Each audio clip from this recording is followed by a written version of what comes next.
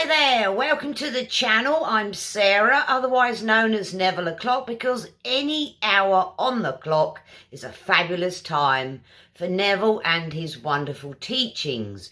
Now, if you're new to the world of Neville, there's some concepts that may be a little shady or a little bit harder to understand, and we're working our way through Neville's works in order to help you guys, my viewers, understand some of these concepts that he's using. We've called this Neville in a nutshell.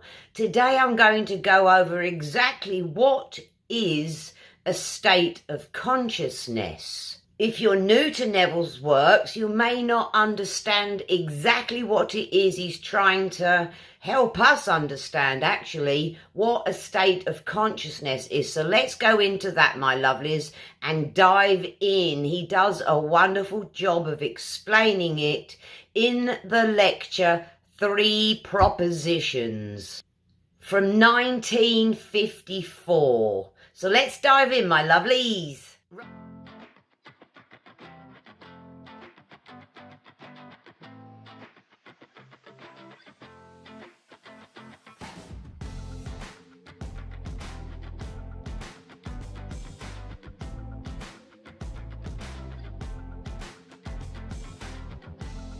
Right at the beginning of the lecture, Neville gives us 3 propositions, and one of those is describing our state of consciousness. So this is how he shares it, my lovelies. There's a reason we need to understand this concept of state of consciousness, because we all have one.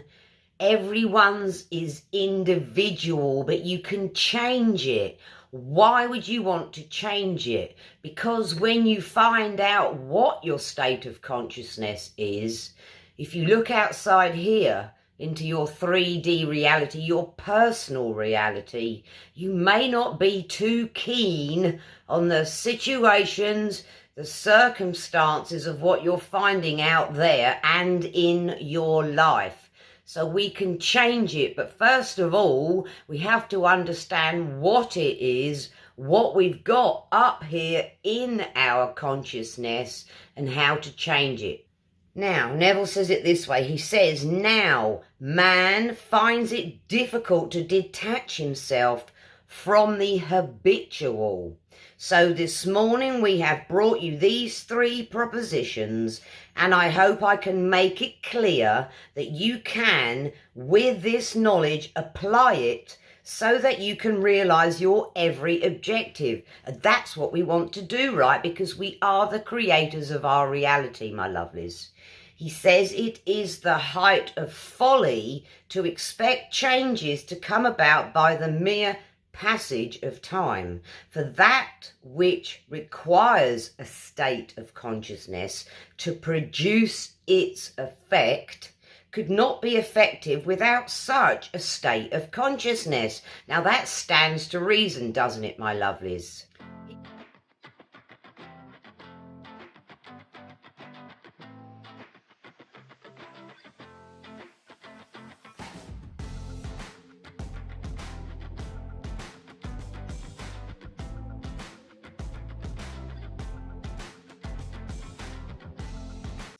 He continues further and says, so if I must be in the consciousness of the thing that I am seeking before I find it, then the only thing to do is to acquire that state of consciousness. I give myself a smack here because it's like a realization. It's like, okay, that's what he means. He says, most of us do not even know what we mean by a state of consciousness. To those who are here for the first time, it is simply meant by state of consciousness the sum total of all that a man believes and accepts and consents to as true. He said,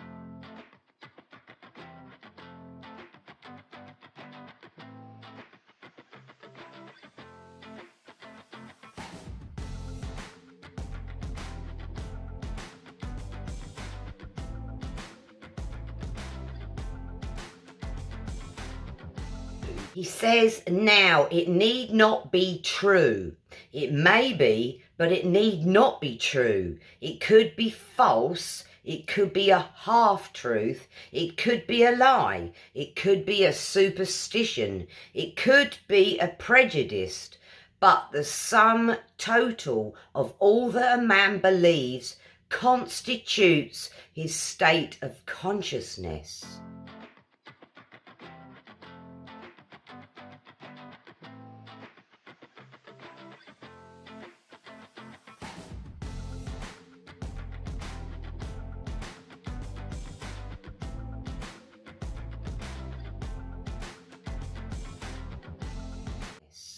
It is the house in which he abides.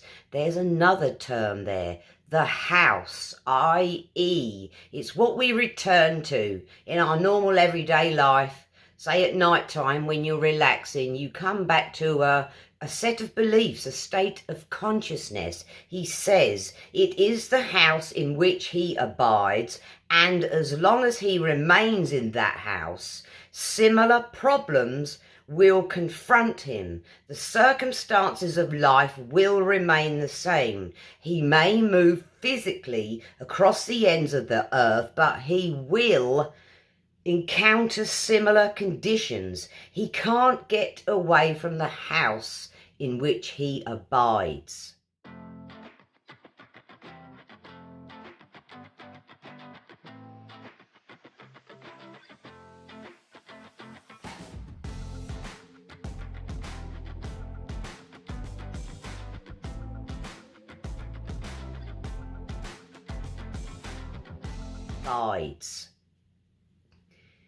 The Bible speaks of these houses as mansions of the Lord. It speaks of them as cities. It speaks of them as rooms, as upper rooms. All kinds of words are used to describe individual states of awareness.